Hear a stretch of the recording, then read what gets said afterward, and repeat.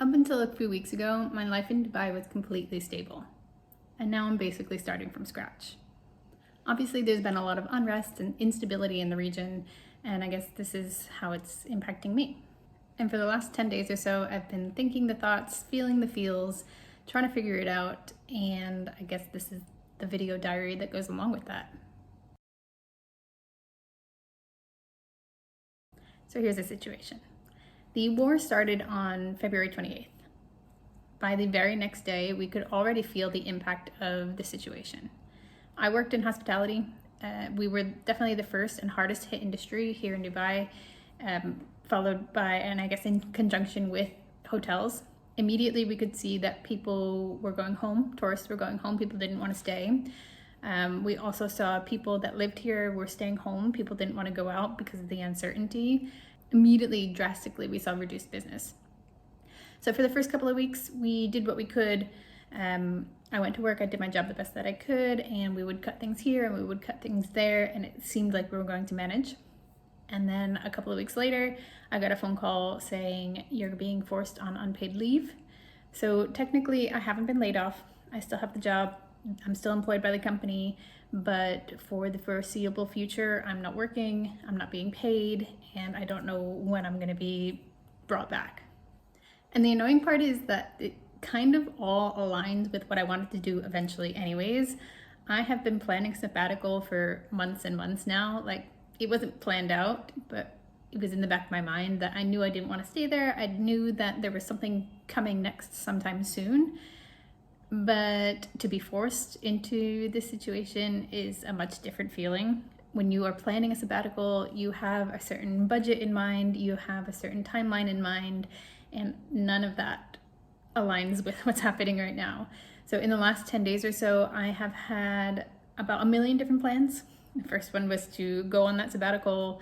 Next one was to take a week away. And honestly, the plan is still evolving. The plan is still changing. I don't know what the answer is yet.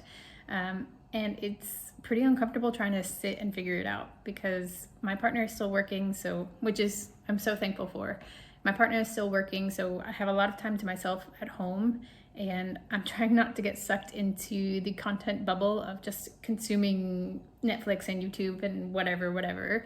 I'm trying to take my time to really get to the bottom of where this is going to lead me, and it has been a little bit of a spiral. So this is going to be kind of a docu-series that I want for myself so that at some point when I have had some sort of success, I can look back and think about the way that I'm feeling now and hopefully feel a bit better about the whole situation.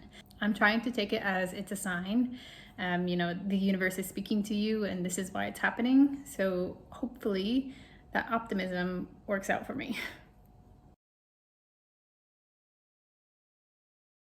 So here's the plan. It's not really a plan, but it's what I've got so far. First and foremost, I'm going to embrace the break. Like I said, I was definitely planning to take some time off of work anyways, so it makes sense while I have this time to just enjoy it, kind of think of the direction that I want to be going in anyways, because I knew I wanted to divert from the path that I was on. So now is the time to figure it out. And part of the way that I'm doing that is to keep myself mentally engaged. I've always been a journaler, so I'm definitely continuing that. I'm trying to pick up meditation again. I've gone through phases with that, but really what I'm talking about is teaching myself new skills. So hopefully at some point, these new skills that I'm teaching myself can lean into income sources. It hasn't yet, but I am trying to teach myself new skills and branch out and keep myself mentally engaged, because I have really realized I am not the type of person who can be sitting at home without any direction, without any engagement. So yeah, learning new skills, which I'll get into in maybe another video, but trying to see what I like, trying to see what I'm good at, and building it out from there. And then the last thing that I'm trying to focus on as part of my plan is my health, of course. So I spoke a little bit about my mental health. Learning new skills 100% is leaning towards mental health, meditation, journaling, that's all mental health, but then also physical health. I think it's quite easy to spiral into your feelings when you have too much time to yourself. So I'm really trying to make sure that I have some physical activity. Building up, I guess, is a better phrase for my gym routine. So I have been pretty consistent with the gym, but I'm trying to add a little bit more structure to that. So doing that, and my nutrition. So again, I was doing okay with this, but I'm really trying to double down on it, making sure I'm getting enough protein, fiber, veggies, all of that, but really getting more creative in the kitchen again. Also by just using what I have, and creating something that isn't a recipe that I looked up or isn't something that I've made before, and just leaning into the creativity of cooking. And I guess the biggest part of why I can embrace the break, why I can focus on my health right now, is because of the financial side of things. So I'm really grateful for myself for having focused on my finances over the last couple of years. So I do have at least a 6 to 7 month runway, and I say that very cautiously. Like, I'm sure I have longer than that. So I will be okay without a job for a little while. But having said that, when I'm talking about focusing on my mental health, I need to find some sort of income. I definitely have anxiety over spending my savings. So there will be a balance of sourcing income and spending from savings and spending from the income that I'm generating. Obviously, step one is kind of limiting your expenses. I've already started to do that. I've started canceling subscriptions. I've stopped going out really. I've been really mindful of my grocery budget. So I'm already doing the things that I need to do. But for the next couple of weeks, what I'm doing is I'm trying to tie up some loose ends.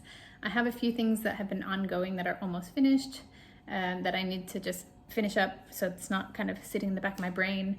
I need to renew my car. There are small things like that that I need to get done that are also keeping me mentally engaged for now. And then in a couple of weeks, I am planning on purchasing a ticket back to the States, a round trip ticket, but a flexible round trip ticket. Right now, my plan is to go back for a month at least, but it is going to be a flexible ticket because, like I've said 100 times, I am still figuring it out. I don't know. But once I get there, I'll be able to stay with family and kind of figure it out from there. So essentially, I'm not panicked. I'm worried, definitely, but I'm not panicked. I'm in a good situation where I can just kind of float for a little while. So this is where I'm at right now. This is my direction for the next at least few months. Trying to figure out the direction that I want my life to go in, figure out what I enjoy when there's no overhang of work over my head, and figuring out the next steps.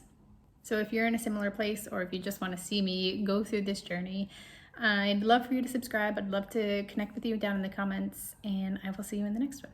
Bye.